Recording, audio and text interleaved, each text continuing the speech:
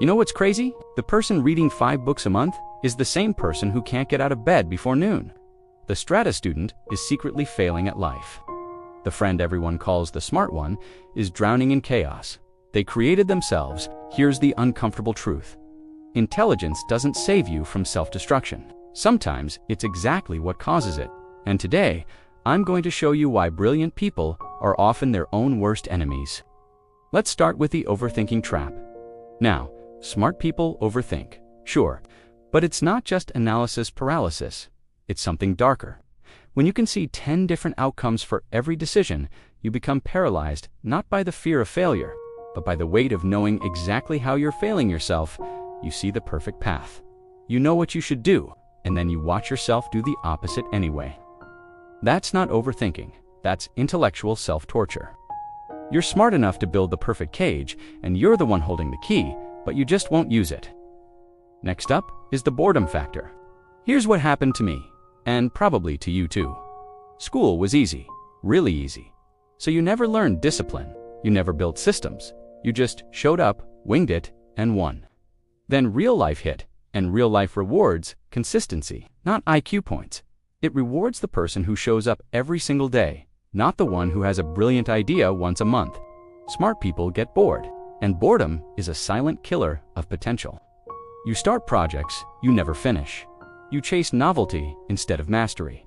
You jump from idea to idea, relationship to relationship, job to job, always looking for that next hit of intellectual stimulation. Meanwhile, you watch as people with average intelligence but rock-solid discipline just lap you again and again. This one's brutal, the identity prison. When everyone calls you the smart one, that becomes your entire identity. And here's the trap. If you're smart, you should succeed easily, right? So when things get hard, when you actually have to struggle, it feels like an identity crisis. You think, if I'm struggling, maybe I'm not actually smart. And if I'm not smart, then who am I? So instead of struggling publicly, you self-sabotage privately. You procrastinate, you make excuses, you quit before anyone can see you fail. Because failure when you're trying your best destroys the identity you've built. But failure when you didn't really try, that keeps the illusion alive. Then there's the curse of seeing too much. Intelligent people are great at predicting outcomes. They can see how things will probably end. And sometimes that vision kills everything before it even starts. You don't start the business because you can already see the 17 ways it might fail. You don't pursue the relationship because you can predict exactly how it might end in heartbreak. You don't take the risk because your brain has already run the simulation 1,000 times and told you it's not worth it. But here's what you're missing. Life isn't a chess game where you can calculate every move. The magic happens in those unpredictable spaces your intelligence can't map. You're so busy avoiding the bad endings that you miss all the good beginnings. Finally, we have the perfectionism spiral. Smart people often have incredibly high standards. Sounds good, right? Wrong. When your internal vision of what you could create is brilliant, everything you actually produce feels like garbage in comparison. So you don't create at all. Or you create in secret, never sharing it, never improving, never getting feedback. You'd rather do nothing than do something mediocre.